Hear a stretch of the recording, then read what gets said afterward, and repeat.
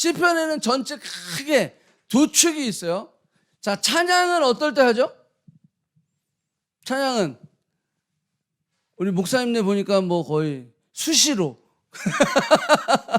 수시로 아무 때나 anytime 아침에도 저녁에도 찬양은 솔직히 그렇죠. anytime 하는 거예요. 예. 늘 주님이 나와 함께 하시니까 찬양하는 거죠. 주님이 나와 함께 하시는데 임마누엘 대신 주님이 나와 함께 하시니까 늘 프레이즈하고 높여드리고 찬양하는 거예요. 그죠? 기쁠 때도 하고 즐거울 때도 하고 감사할 때도 해요.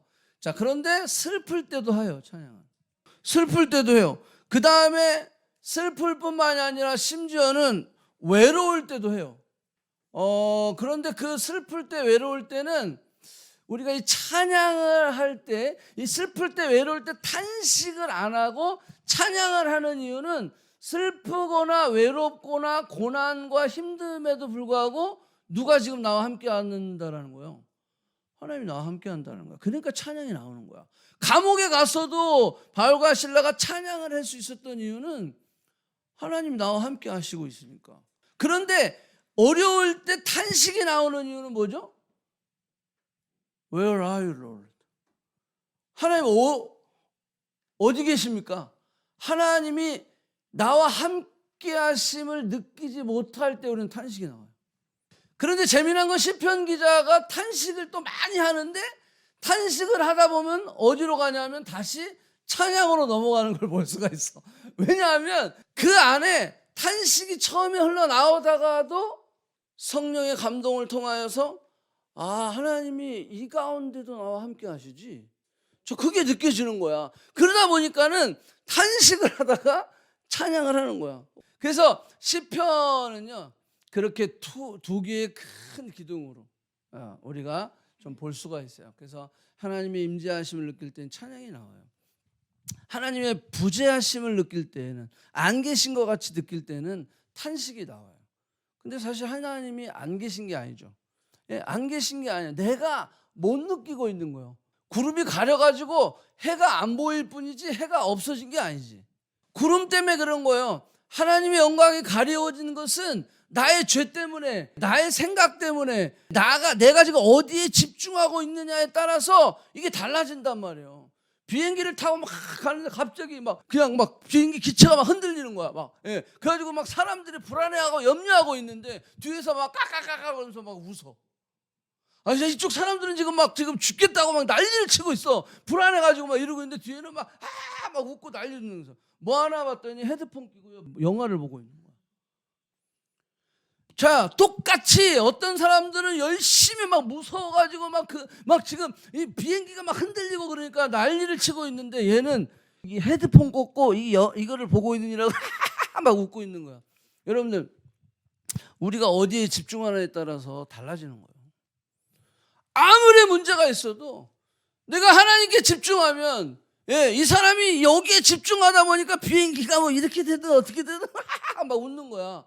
사람들은 그냥 저 미친 거 아니야? 그럴 수 있지만 여러분들, 우리가 어디에 집중하느냐에 따라서 우리는 찬양의 노래를 부를 수가 있는가 하면 또 하나는 탄식의 노래를 부를 수밖에 없다라고 하는 거예요. 오늘같이 코로나 상황을 맞이했을 때 온라인 예배를 막 드리다 보니까 골방의 예배를 많이 강조하게 돼 있어요. 그죠? 혼자 있는 시간이 훨씬 많아졌어요. 뭐 자택근무 하는 사람들은 말할 것도 없고 직장을 안 가. 직장을 안 가. 자, 집에 있는 시간이 많아지고 혼자 있는 시간이 많아졌어요. 자, 온라인 예배를 드리고 있어요. 1년 가까이 드리고 있어요. 자, 그러다 보니까 골방의 예배를 우리가 강조하지 않을 수가 없고 골방의 예배를 강조하다 보니까 시편만큼 골방의 노래가 많은 그런 성경이 없어요. 그러니까 시편을 우리가 묵상할 때 이분들은 골방의 예배를 어떻게 드렸을까? 어떻게 성공적으로 드렸을까? 탄식을 하다가도 찬양을 하는 그 이유가 뭘까? 왜 어떤 방법으로 어떻게 저들은 그렇게 찬양을 할 수 있을까? 여러분, 골방의 예배를 우리가 드리면서 우리가 다시 한번 이 시편을 이제 우리가 시작을 하고 마무리를 할 텐데 이제 5권째 마지막 신명기와 오버랩이 되는 이 마지막 5권을 우리가 좀 나누면서 여러분들 각자의 그리고 또 우리 온라인으로 예배하고 있는 여러분들 골방 가운데서도 이 말씀을 보면서 승리할 수 있는 저와 여러분이 되기를 축복을 합니다. 121편의 표제어는 성전으로 올라가는 노래 이렇게 써 있어요. 영어로는 보면 성전이라는 표현은 없어요. 그냥 A Song of Ascents 이렇게 돼 있어요. 그러니까 A Song of Ascents라는 것은 뭐냐면 그냥 올라가는 노래다라는 거다. 올라가는 노래. 한국말 번역에는 어디로 올라가냐? 라는 목적지까지 표현하고 있는 것들을 볼 수가 있어요. 시편 120편부터 134편까지를 순례자의 노래라고 합니다. 어디를 향한 순례자일까요? 예루살렘, 성전, 시온을 향해 이렇게 올라가는 거예요. 우리가 잘 알다시피 이스라엘 백성들에게는 1년에 3번씩 무조건 모든 남자는 여호와 앞에 나올지어다. 3가지 절기가 있다고 그랬어요. 그게 첫 번째가 뭐냐면 6월절. 6월절이 첫 번째 절기인데 이 6월절에는 이스라엘 백성들의 모든 남자는 다 성전으로 나아가야 되는 거예요. 그 다음에 우리가 잘 아는 오순절, 맥추절, 칠칠절이라고 하는데 그 맥추절. 첫 번째 보리를 추수할 때예요. 그 다음에 가을, 수장절이라고도 하고 그 다음에 초막절, 장막절. 지금 우리가 얘기하는 추수감사절. 그런 절기, 3절기를 반드시 남자는 하나님 앞에 나에게 보일지어다 라고 이야기하고 있어요. 그래서 심지어는 이스라엘 백성들은 예루살렘 성을 향해 나아가는, 그래서 순례의 명절이라고 하는 표현도 하고 있어요. 예루살렘 성전은 한 600m 정도 고지에 있다고 그래요. 그러니까 예수님이 그 어렸을 때 예루살렘으로 향해 갔을 때 예수님은 잊어버렸잖아요. 소년 때. 그때 며칠을 가가지고 찾았다 그랬잖아요. 그 정도로 뭐 짧게는 며칠, 길게는 막 먼데 있는 사람도 무조건 와야 되니까 여러 날을 계산을 하고 온다라는 거예요. 그래서 그 순례 명절이라고 하는 그런 표현도 하고 있어요. 지금 우리에게 적용을 해보면 우리 크리스찬들은 순례의 삶을 살고 있는 것이다. 그래서 우리는 모두 순례자다. 그런 마음이 우리에게 있어야 된다는 거예요. 그렇기 때문에 순례자인 우리가 순례의 삶을 살 때 이 시편 120편부터 134편까지의 순례자의 노래는 우리에게 있어서 굉장히 도전이 될 수 있는, 그리고 어떻게 우리가 그 순례의 길을 갈 수 있을까, 그 어떤 방법들을 제시하는 그런 아주 좋은 시편이다라고 할 수 있어요. 자, 오스왈드 챔버스라고 하는 분은 19세기 말 20세기 초에 아주 유명한 목사님이에요.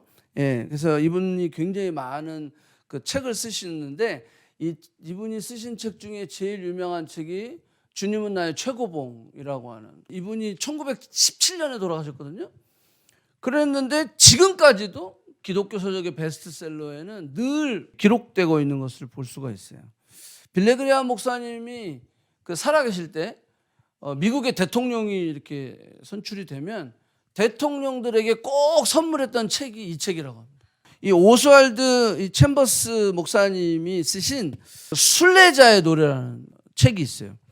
이 시편 120편에서 134편의 순례자의 노래 중에 시편 120편부터 128편까지를 깊이 묵상해서 기록해 놓은 책이에요. 자, 그 옆에 글자 쓴 걸 보세요. 생수의 강에서 흘러넘치는 수정같이 맑은 생수를 독자들에게 주고 싶은데 그것이 바로 시편 121편이다. 그래서 오늘 우리가 지금 읽은 말씀이 바로 생수를 독자에게 주고 싶은데 바로 그것이 시편 121편이다라고 이야기하고 있어요. 순례자의 노래라고 불린 이 시편들은 이스라엘 백성이 예루살렘 성전까지의 험난한 순례의 길을 걸으며 외워서 부른 노래들이다. 이 순례자의 노래에 해당하는 시편들은 하나님의 백성의 이야기이자 그들의 내면의 비밀을 계시하는 노래들이다. 그래서 이 예루살렘을 향해 가는 순례자들이 그 험난한 길을 가면서 외워서 불렀던 노래, 그리고 이들 안에 있던 그러한 내면의 비밀을 고백하는 노래들, 그것이 바로 120편부터 134편의 순례자의 노래들이다 라고 하는 거예요. 우리도 마찬가지죠. 우리도 지금 순례의 길을 가고 있어요. 목적지가 있어요. 본향을 향해 가고 있어요. 이 인생 끝에 만날 주님을 우리가 기대하면서 그리고 가고 있는 우리의 길이 순례의 길인데, 이 순례의 길에 우리가 그 험난한 길을 갈 때 외워서 부르면서 그 목적지까지 끝까지 가기 위해서 불렀던 노래, 그것이 이번 주부터 나누고자 하는 그 시편이다. 여러분들 한번 욕심내고 싶은 것은 한번 여러분들이 다 읽어보면서 120편부터 134편까지 그 중에서 내 마음 가운데 계속 이렇게 와 닿는, 도전이 되고 위로가 되는 말씀들을 좀 외우는 거예요. 암기하면서 한번 좀 우리가 몇 주를 좀 그렇게 보내면 어떨까라고 하는 그런 도전을 여러분에게 드립니다. 자, 한번 질문을 할게요. 나는 순례자가 맞습니까? 나는 순례자입니까? 라는 질문을 먼저 해야 돼. 순례자의 노래가 나랑 상관이 없어. 내가 순례자가 아닌데? 자, 이러면 벌써 오늘 그냥 뒷짐지고 예배 드리는 거예요. 근데 나는 순례자가 맞아. 거듭난 사람이 태어났어요. 이제 본어게인 했어요. 이 본어게인 한 사람이 목적과 사명대로 살아가기 위해서는 자라야 돼요. 그죠? 태어나기만 하면 뭐예요? 물론 태어나서 내 새끼가 되는 거예요. 하나님의 자녀가 되는 건데 얘가 자라야지. 그래야 하나님이 이 땅 가운데 우리를 보내신 목적과 사명대로 살 수 있을 거 아니야. 근데 신앙생활을 모태 신앙을 했는데 안 자라고 있어. 철이 안 들고 있는 거지. 내가 순례자인지를 모르는 거지. 태어났으면 자라야 되는 거예요. 자라야 목적과 사명을 발견해서 그걸대로 살아가는 거죠. 자, 우리 크리스찬들이 본어게인 했으면 그 다음에 우리가 해야 할 일들은 뭐냐면 이제 나의 사명이 뭐냐라는 거예요. 나의 갈 길이 뭐냐라는 거예요. 나의 부르심이 뭐냐라는 거예요. 내가 왜 이 땅에 태어났지? 서바이벌 하려고? 먹고 살려고? 그게 아니다라고 하는 거예요. 하나님이 분명히 나를 이 땅에 보내주신 목적이 있다. 그것은 순례자의 길을 가는데 그 길을 가면서 우리가 해야 할 여러 가지 일들이 있는 거죠. 그래서 성장해야 되는 거예요. 그래서 성숙해져야 되는 거예요. 내가 순례자인지를 모르고 그냥 막연히 살아가는 거야. 여러분들, 순례자인지를 모르고 사는 사람과 알고 사는 사람의 차이점이 뭔지 아세요? 엄청난 큰 차이점은요, 모르고 살아가는 사람들은 거기서 눌러 앉으려고 그래요.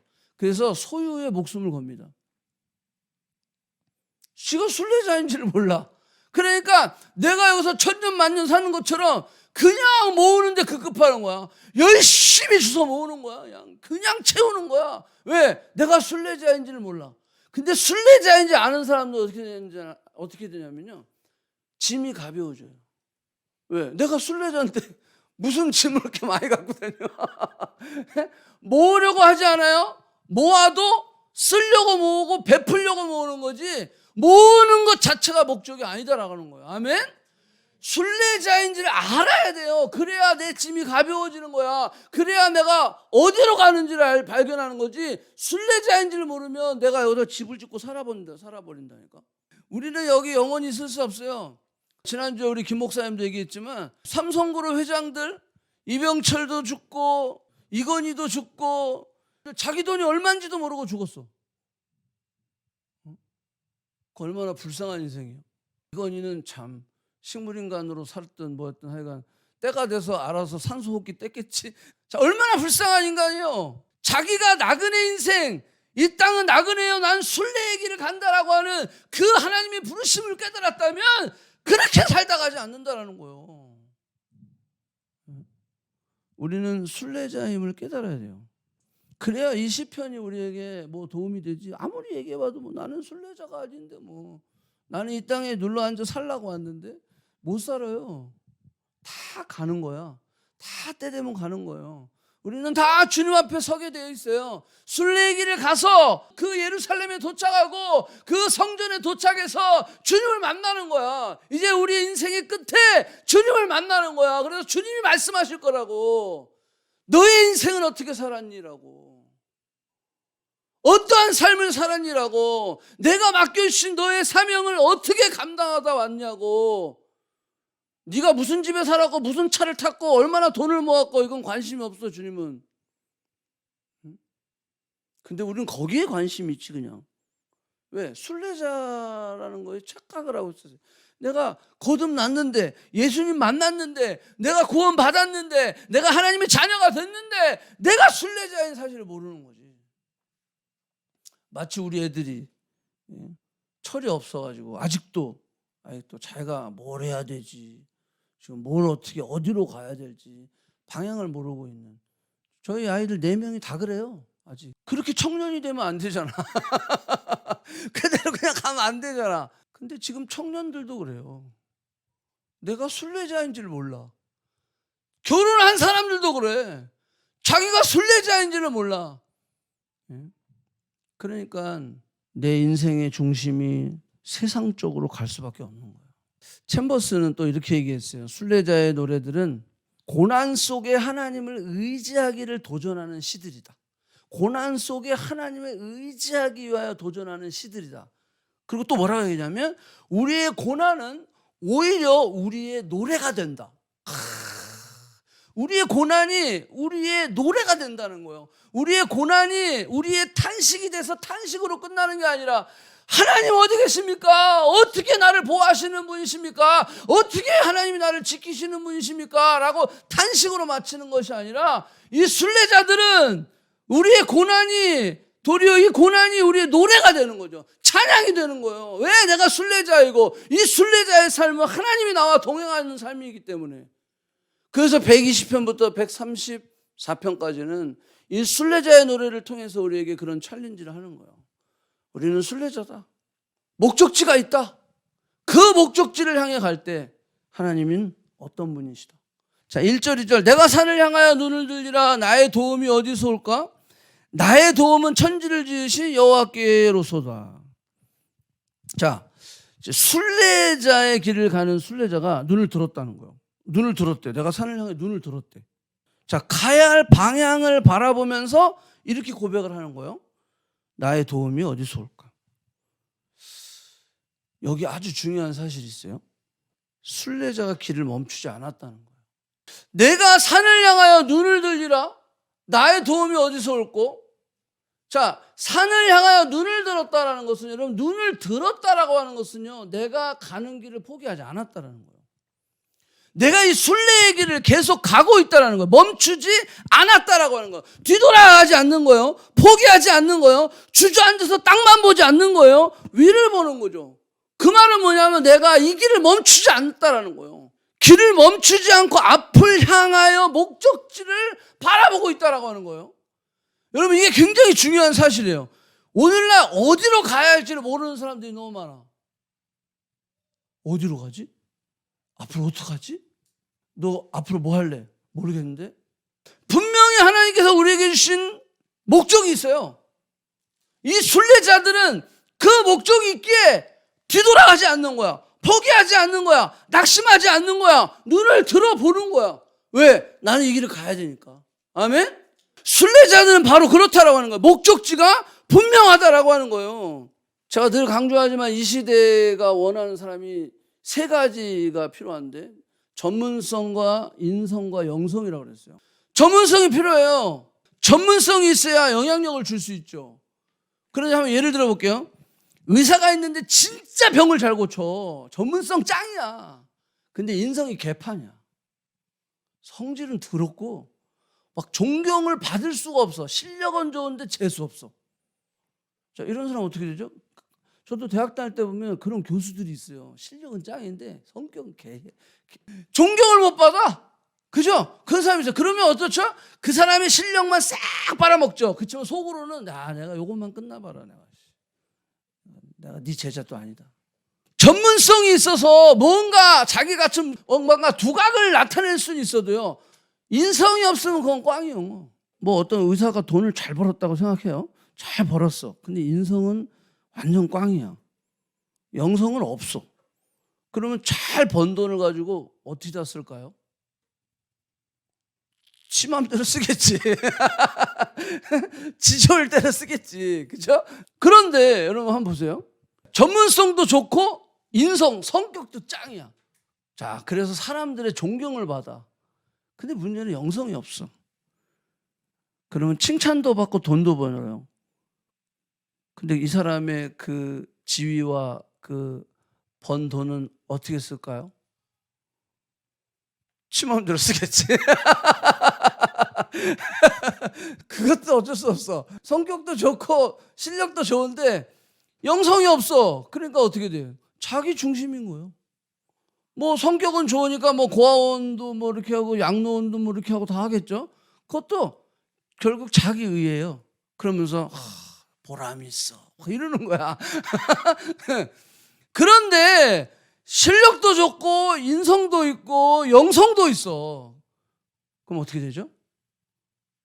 영성이라는 것은 방향성이에요. 내가 이 실력과 이 성품을 가지고, 영성은 뭐냐면 어떻게 쓸까를 결정하는 거야. 누구 중심으로? 영성이 있으니까 하나님 중심으로. 그래서 이 영성이라는 것은 방향성이란 말이에요. 방향성. 우리가 신앙생활할 때 눈을 들어 주님을 바라보는 것은 방향이요. 그래서 어린아이의 신앙이 있었을 때는요, 내 중심으로 늘 판단하고 결정하고 말하고 행동한단 말이에요. 그런데 우리가 성장하고 성숙하면요, 내가 순례자임을 깨닫고 나의 중심이 하나님께로 향하게 돼 있어요.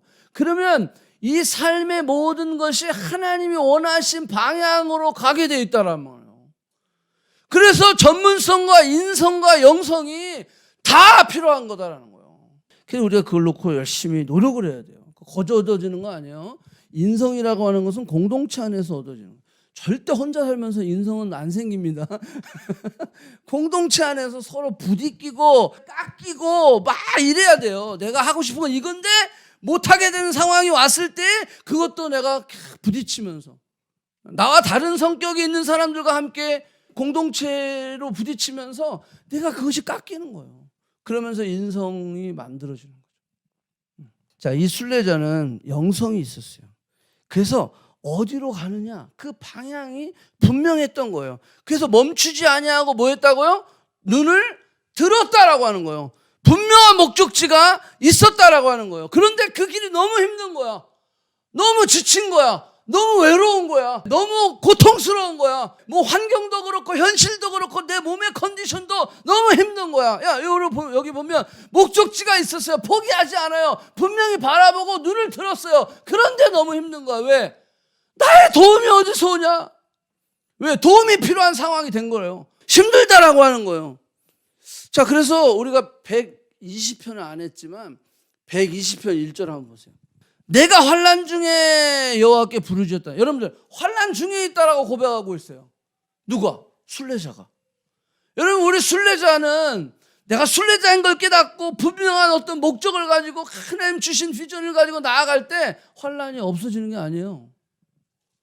여기 보니까 환난이 있다라는 거예요. 환난 중에 부르짖었다라는 거예요. 순례자의 삶에 환난이 있다는 거다라는 거예요. 오스왈드 챔버스의 말처럼 고난 중에, 환난 중에 나는 노래가 되었다. 우리가 그런 고백이 있어야 되는 거죠. 우리가 환난이 있습니다.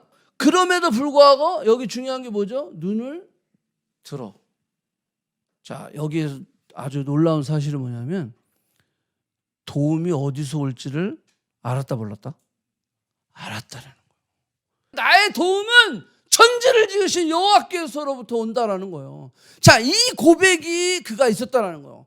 땅만 보고 가면 거칠고 울퉁불퉁하고 먼지나고 광야길이에요. 현실을 보면 염려할 수밖에 없어. 자신도 없고 두렵고 지치고 외롭고 힘들어요. 현실과 문제를 주목하지 않고 눈을 들어 산을 바라볼 때, 내 목적지를 향해 바라볼 때 거기에 도움이 있다라는 거예요.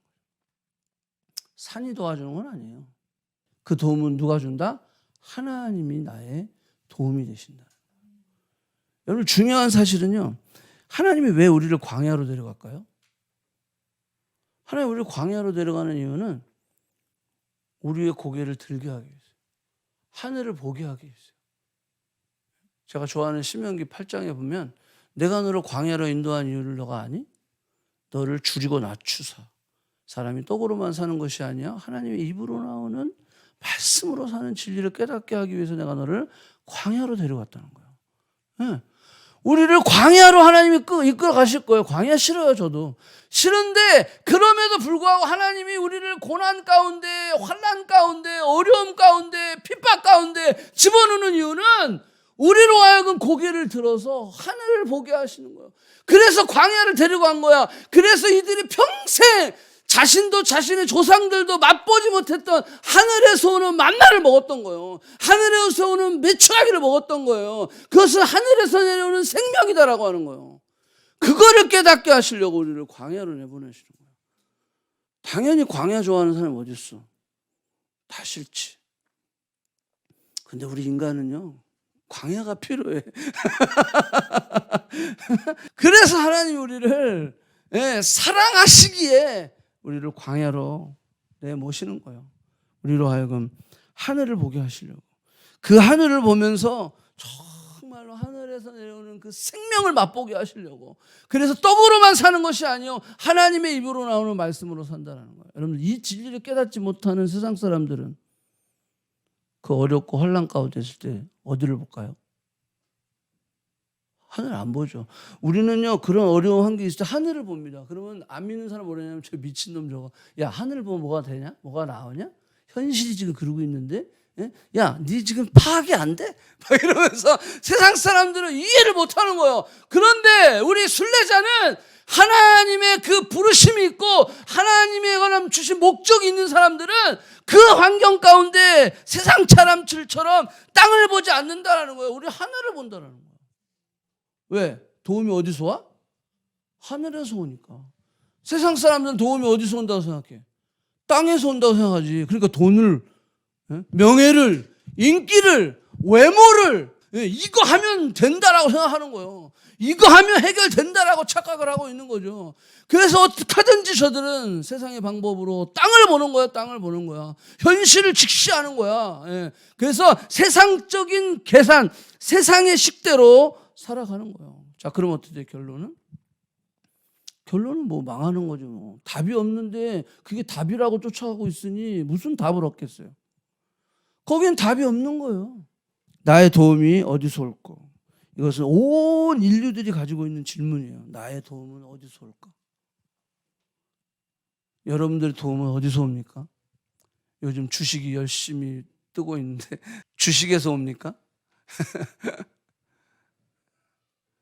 여러분, 우리가 질문할 수 있어야 돼요.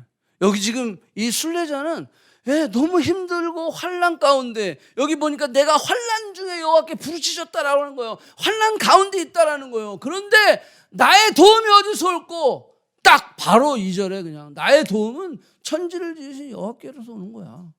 바로 고백하고 있잖아요. 여러분들, 이 고백이 우리에게 있기를 축복합니다. 내가 산을 향하여 눈을 들리라. 나의 도움이 어디서 올까? 나의 도움은 천지를 지으신 여호와에게서로다. 자, 여러분들 정말 믿습니까? 자, 이것이 믿어진다면 그 다음에 숙제가 있어요. 시편 121편의 주제는요, 하나님이 나를 지키신다는 거예요. 이 하나님이 나를 지키신다라고 하는 지키신다가 8절밖에 없는 121편에 6번이나 나와요. 그러니 이게 얼마나 이게 강조하고 있는 거야. 지키신다, 지키신다, 지키신다. 계속 6번이나 반복되고 있어요. 자, 그런데 하나님이 나를 지키시는 분 맞아? 라고 퀘스천을 던지는 사람들도 있어요. 내 상황 때문에 그럴 수도 있고, 아니면 내 주변에 있는 친구들의 상황을 보면서, 믿는 사람들을 보면서, 하나님이 저 사람 지킨 거 맞아? 근데 왜 저래? 하나님 지킨 거 맞아? 근데 왜 이래? 이런 상황이 우리에게 있을 수 있어요. 여기 6번이나 강조하고 있는데, 그런데 이 강조된 하나님은 너를 지키시는 분이다. 나를 지키시는 하나님? 이게 고백이 안 되는 거야. 왜? 지금 너무 힘드니까. 지금 너무 뭔가 컨퓨즈하고 염려가 있고 걱정이 있으니까. 하나님이 나를 지키시는데 이거는 현실을 보면 안 지키시는 것 같아. 자, 그럴 때가 많이 있다란 말이에요. 자, 근데 여기 지키신다라고 하는 그 뜻을 좀 분명히 알아야 돼요. 히브리어로 샤마르라고 그래요. 샤마르. 이 샤마르라고 하는 것은 울타리를 치다라는 거예요. 보호하다, 세심하게 지켜보다, 관찰하다, 뭐 이런 의미가 있어요. 여기 보면 환경과 현실이 변한다라고 하는 약속은 아니에요. 여전히 풍랑이 있어요. 여전히 환란이 있어요. 여전히 우리에게 고난이 있어요. 예. 목적지까지 가야 되는데 그 가는 과정에 너무나도 어려운 그런 과정들이 많이 있어요. 예루살렘 고지가 아까 몇이라고 그랬죠? 600m라고 그랬는데 막 하나님이 나를 지켜주시니까 그 600이 300으로 바뀌지는 않는단 말이야. 근데 우리 안에 그런 그 기대가 있어요. 주님이 나를 지켜주시는데 왜 내가 이렇게 힘들어? 주님이 나를 지켜주시는데 왜 이런 상황이 있어? 주님이 나를 지키시는데 왜 내가 아파? 주님이 나를 지키시는데 왜 이렇게 관계가 힘들어? 왜 이렇게 뭐가 안 풀려? 우리에게 그런 내 나름대로의 그 지키시리라고 하는 데피니션이 내 나름대로 가지고 있다는 거예요. 근데 그렇지 않다는 거예요. 갑자기 하나님이 우리를 지키시니까 울퉁불퉁한 길이 막 평지가 되고 막 하이웨이가 낮아지고 막 에스컬레이터가 낮아지고 그렇지 않다라는 거예요. 여전히 광야를 걷습니다. 여전히 풍랑이 있고 여전히 어둠이 있어요. 여전히 생명의 위협이 있어요. 그런데 절대로 그 현실과 환경이 나의 순례의 길을 막을 수가 없어요. 왜냐하면 주님이 나와 함께 하시기 때문에. 아멘. 자, 여기서 얘기하는 게 그거예요. 너를 지키신다, 보호하신다, 세심하게 보고 계신다라고 하는 것은 그 믿음이 우리에게 있는 거야. 이 순례자에게 있는 거야. 내가 지금 환난 가운데 있어. 여전히 폭풍 가운데 있어. 풍랑 가운데 있어. 그럼에도 불구하고 내 이 길을, 순례의 길을 멈추지 않을 수 있는 이유는 주님이 나와 함께 하신다는 거예요. 주님이 나를 보고 계신다라는 거예요. 주님이 나에게 울타리가 되어주신다라고 하는 거예요. 그 믿음이 이 순례자에게 있는 거죠. 우리가 아들을 4명을 키우다 보면 사고를 많이 쳐요. 그런데 이렇게 보고 있는 거예요. 언제까지? 내가 쳐놓은 이 울타리의 그 안전 범위 안에서 자유롭게 놀도록 하는 거죠. 그래서 막 그냥 어렸을 때는요, 그 먹는 거를 그냥 난리를 치죠. 막 밑에 다 떨어지고. 괜찮아요. 닦으면 되니까. 근데 애가 다칠 것 같은 상황이 되면 내가 탁 막죠. 포크로 막 잘못하게 찔른다든지 잘못할 수 있으니까. 보는 거예요. 딱 보면서 그것을 되는 거예요. 또 심지어는 우리가 이제 이렇게 놀러 가잖아요. 놀러 가면 이렇게 공원이나 아니면 놀이공원이나 가면 지가 막 또 걷기 시작하면 지가 막 지 맘대로 가려고 그래. 그러면 부모가 어떡하죠? 가라고 내비둬요? 아니죠. 따라가 주는 거예요. 걔가 가도록 해요. 지는 신났지. 지 맘대로 가니까. 그런데 지금 누가 같이 가고 있어? 부모가 같이 보고 있는 거예요. 왜? 여차하면 잡아주려고 그러는 거지. 자, 이게 지키는 거죠. 이게 지키는 거예요. 넘어져도 때로는 그 정도쯤은 뭐. 근데 애가 만약에 뭐 웅덩이 같은데 빠지려고 그래. 그죠? 잘못돼. 그러면 빨리 낚아채는 거죠. 아이들을 사랑하고 아이들의 자유의지를 존중해주고 하지만 울타리가 있는 거예요. 근데 여기 놀라운 사실은 뭐냐면 부모는 졸지도 않고 주무시지도 않고 그럽니까? 부모가? 부모는 자요. 우리 여기 채원이 간호원이지만 아주 훌륭한 나이팅게일이 간호사가 돼도 안 잡니까? 자죠. 아무리 훌륭한 의사라도 자죠. 자요. 의료사고가 날 수도 있어요. 환자를 제대로 못 봐가지고 훌륭한데? 진짜 친절한 간호원인데? 근데 자야 돼요. 근데 우리 하나님은 뭐라고? 졸지도 주무시지도 아니한다라고 하는 거예요. 아멘? 자, 그 하나님이 나를 뭐한다? 지키신다라고 하는 거예요. 지키신다라는 거. 순례자에게 이 고백이 있어야 됩니다. 하나님이 나를 지키시기 때문에, 하나님이 나와 함께 하시기 때문에, 그래서 어렵고 문제가 있고 힘들고 이런 상황 가운데 놓여 있을 때에도 그는 그걸 고백할 수 있는 거예요. 아멘? 근데 이 고백이요, 어려울 때만 기도하는 사람에게는 안 돼요. 뭐 어려운 일 생기고 힘든 일 생기면 막 그때만 뭐 예수님을 찾고 막 이렇게 하는 사람한테는 이 분명한 순례자의 고백이 믿음이 없어요. 왜 그런지 아세요? 그거는 평소에 훈련이 안 돼서 그래요. 여러분들 평상시에 훈련이 된 사람은요, 실전을 맞이했을 때 능력이 나타나는 거예요. 아멘? 그 실력이 나타나. 근데 그냥 뭐 건수가 생겼을 때만 그냥 가끔 기도하고 가끔 말씀 보고 뭐 이렇게 하는 사람한테는 이게 안 나타난다니까. 일주일에 한 번 예배 드리고 말이야, 일주일에 뭐 간신히 그냥 비신 할 때나 성경 읽고 막 이래가지고 무슨 뭐가 나타나겠어요. 그러니까 여러분들 우리가 평상시에 훈련이 돼야 돼. 그러니까 지금이 코로나 시기를 맞이해서 골방이 성공해야 된다, 골방의 예배가 성공해야 된다라고 이야기하는 이유가 이게 지금요, 내 내공을 키워야 되는 거예요. 내 질적 성장이 이루어져야 되는 거예요. 내 안에서 하나님과 1대1과의 인카운트가 생기면서 점점 이걸 쌓아야 돼. 그러다가 계속 골방에서만 있으면 안 돼요. 골방이 성공이 돼야 이제 노방으로 나올 수 있는 거예요. 노방이 성공이 돼야 열방으로 나갈 수 있는 거예요. 네? 골방도 집불도 안 되면서 그냥 성교 가야 된다, 뭐 하지 말아요, 그런 사람들. 도리어 집만 돼, 그런 사람.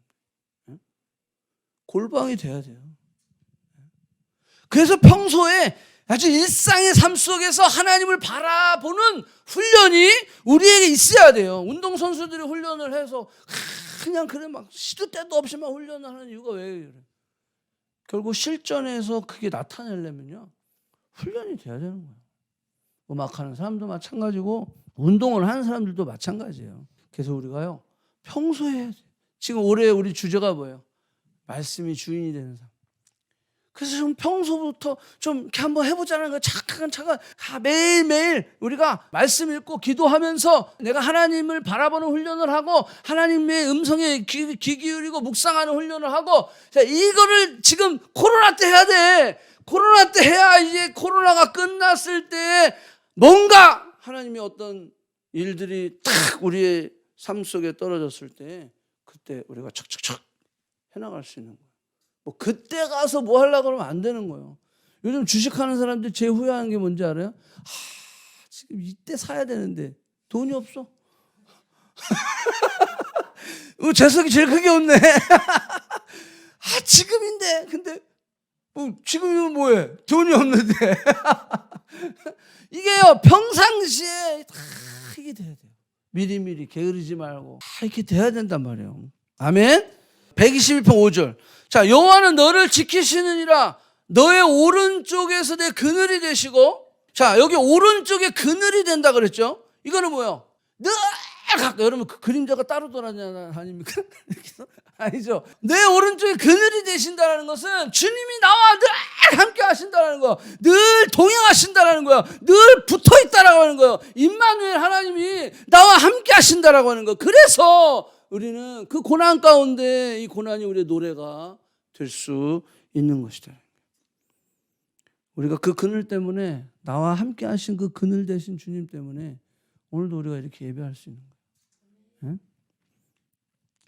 낮의 해가 너를 상하지 아니하며 밤의 달도 너를 해치지 아니하리로다. 낮의 해가 너를 상하지 아니하고 도리어 낮에 하나님이 구름 기둥으로 인도하시고 밤에 그 추운 날씨에 불기둥으로 막 인도하시며 너를 상하지도 않고 해하지도 않게 하나님이 역사해 주시겠다는 거예요. 도와주시고 보호하시고 프로텍트 하신다는 거예요. 이스라엘 백성들이 40년을 광야 생활하면서 밤에는 하나님이 따뜻하게 불기둥을 세워주시고 낮엔 너무 막 쨍쨍 막 햇빛이 내려지니까 그냥 구름 기둥으로 보호해 주시고.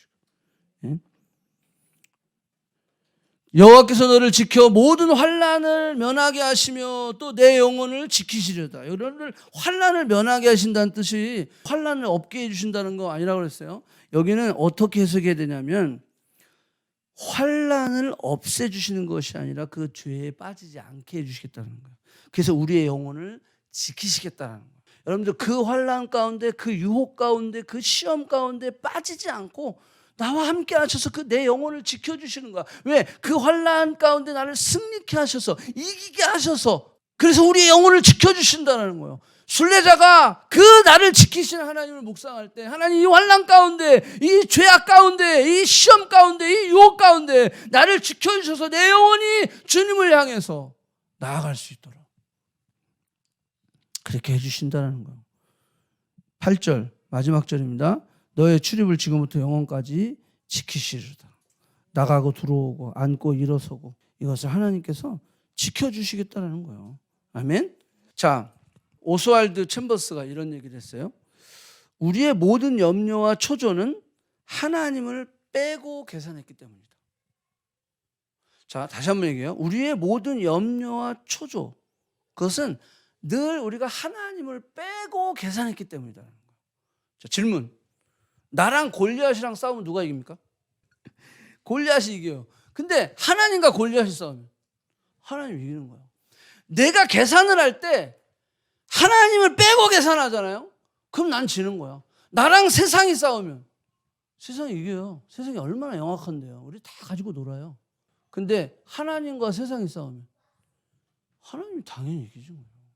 우리의 자꾸 우리가 염려하고 두려워하고 근심하고 막 낭망하고 막 이렇게 얘기하는 막 그렇게 되는 것은 결국 우리의 계산 가운데 하나님이 빠진 거야. 하나님이 빠지면 우리는 다 지는 거예요. 이길 수가 없어요. 이길 수가 없어. 이 세상이 사단이 얼마나 나의 아킬레스, 이 약한 약점을 아는데 어떻게 우리가 이기겠어요? 근데 우리가 하나님을 놓고 계산하면 우리는 반드시 이기는 거예요. 아멘. 다윗이요 자신을 놓고 계산하지 않았어요. 골리앗 앞에 나는 만군의 여호와의 이름으로 나간다는 거예요. 나는 빠지고 여호와가 너랑 싸운다는 거 믿습니까? 예, 이 믿음이 우리가 있어야 되는 거예요. 근데 우리가 계산을 할 때 늘 하나님을 빼놓고 계산하는 거야. 그러니까 그냥 하나님의 역사하심을 그냥 내 수첩과 테이블 위에 올려놓는 거지. 그냥 하나님을 계산하고. 여러분 민수기 13, 14장 잘 아는 정탐꾼, 이스라엘의 정탐꾼 이야기가 있어요. 자, 정탐을 하고 왔어요. 자, 부정적인 리포트를 보고를 한 사람이 몇 명? 10명이에요. 자, 그 10명은 뭘 봤어요? 거인들을 본 거예요. 거인들. 적각골이 흐르는 땅 맞아요. 근데 거인들이 보이는 거야. 그러니까 우리는 그들에게 쓰는 메뚜기와 같아가지고 이길 수가 없다라고 하는 거예요. 그런데 2명 여호수아 갈렙은 뭘 봤죠? 거기 이렇게 나왔어요. 하나님이 기뻐하시면 저들은 우리의 밥이다. 그 뭐예요? 하나님을 계산한 거야, 안 한 거야? 계산한 거죠. 10명의 정탐꾼들은 하나님을 계산을 안 했네? 그러니까 그냥 우와 저들이 거인이야. 우와 우리는 못해요. 절대 못해요. 막 이러면서 심지어는 지휘관을 세워가지고 애굽으로 돌아가자고 할 판이었어요. 근데 여호수아 갈렙은 뭐라 그랬어요? 여호와가 기뻐하시면 저들은 우리의 밥입니다. 아멘? 하나님을 계산한 거예요. 물론 저들도 거인을 봤을까 못 봤을까? 못 봤을까? 봤지. 봤지. 여호수아 갈렙도 거인을 봤어요. 거인을 봤는데 지금 누가 더 크게 보이는 거야? 하나님이 더 크게 보이는 거예요. 여러분들 우리가 하나님이 왜 2눈을 주셨는지 아세요? 이렇게 안 주고? 2눈을 주신 이유가 뭐야? 우리는 외눈박이가 아니에요. 우리가 외눈박이면 세상만 보이는 거야. 거인만 보이는 거야. 근데 우리는 2눈을 뜨는 거야. 현실도 보고 누구도 봐? 하나님도 보는 거야. 아멘? 내가 갈 길은 알아야지. 그래 현실을 봐야지. 응? 뭐 3개? 그래서 우리가요. 예, 현실이 여호수아 갈렙도 현실을 봤어요. 그리고 심지어는 와 적각골이 흐르는 땅이 맞습니다. 그리고 그들도 거인을 봤어요. 현실을 봤어요. 안 본 게 아니야. 그런데 지금 한쪽 눈으로는 뭘 봤어요? 하나님을 봤단 말이에요. 하나님이 기뻐하시면 저들은 우리의 밥입니다. 아멘. 우리가 그래서 2눈을 떠야 되는 거예요. 세상 사람들은 한쪽 눈만 갖고 있는 거예요. 그래서 그거밖에 안 보이는 거지. 땅만 보는 거예요. 세상의 기준과 세상의 법만 보는 거예요. 그 거인들만 보는 거예요. 근데 우리는 크리스천들은요 2눈을 뜨는 거예요. 현실도 보고 그렇지만 오케이 환난이야. 환난이야. 그렇지만 부르짖어. 왜? 하나님이 나와 함께 하시. 하나님은 나의 뭐다? 지키시는 자이기 때문에. 믿습니까? 마지막 하나 더. 1, 2절의 시제는 나예요. 나. 내가 산을 향하여 나의 도움이. 그죠? 근데 3, 4절의 시제는 뭐예요? 누가 나와요? 여호와께서 너를이라고 했어요. 3자가 나오네? 자, 요게 아주 다른 그런 어떤 우리가 좀 적용해 볼 내용인데 뭐냐 하면 순례자의 길은 혼자 가는 게 아니다. 우리에게 1, 2절의 고백이 있어요. 왜? 다들 힘드니까. 그죠? 목사도 그렇고 뭐 다 목사라도 안 힘든 거 아니에요. 다 힘드는 거예요. 예? 그렇지만 우리가 하나님 앞에 부르짖는 거지. 나의 도움이 어디서 올고 천지를 지으신 여호와께서. 그러면서 매일매일 주님 앞에 찬양을 하는 거야. 내 고민과 내 아픔과 내 어려움들이 찬양이 되고 가사가 되고 기도가 되는 거예요. 네. 1, 2절의 고백이 늘 우리에게 있어요. 근데 저는 더 강조하고 싶은 것은 3절 이후의 고백이 우리에게 있어야 돼요. 그 말은 뭐냐면요. 그럴 때 옆에 있는 채원이가 요셉이한테 하나님은 너를 지키시는 사람이야 라고 이야기해 줄 수 있는 공동체가 있어요. 온라인으로 예배 드리면서 우리나라의 그 가나안 성도가 지금 몇 배로 늘었다고 그러잖아요. 교회 안 가, 이제 코로나 끝나도 교회 안 간다는 사람 많아요. 여러분들의 공동체는 누구입니까? 공동체가 커뮤니티라고 하잖아요. 그죠? 컴이 뭐예요? 컴. with라는 뜻이에요. together. 그 다음에 뮤니티는 무슨 뜻이에요? gift라는 뜻이에요. 그래서 커뮤니티는 서로가 서로에게 선물이 되어주는 거예요. 그게 커뮤니티인 거예요. 서로가 서로에게 원수가 되어주는 게 아니라 저는 우리 커넥트 교회가 이런 건강한 커뮤니티. 그래서 3절 이후에 그런 서로들을 향한 고백들이 있어주는 거죠. 너가 힘들 때 하나님은 너를 지키시는 사람이야. 낮의 해와 밤의 달이 너를 상치 않게 해줄 거야. 그거를 이야기해 줄 수 있는, 그래서 서로 위로하고 격려하고 세워줄 수 있는 그런 공동체가 돼야지. 아이고 저놈 잘 됐다. 잘난 척 하더니 아이고 쌤통이다. 그게 아니라 같이 위로해줘. 우리 한번 옆에 있는 사람한테 얘기해 주세요. 하나님은 너를 지키시는 사람이야.